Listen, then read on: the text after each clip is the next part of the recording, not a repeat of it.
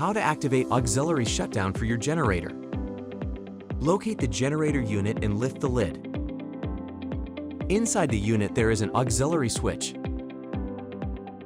The shutdown switch is located in the back of the unit. To verify that the system is off on auxiliary shutdown, lift the cover and check the number on the screen.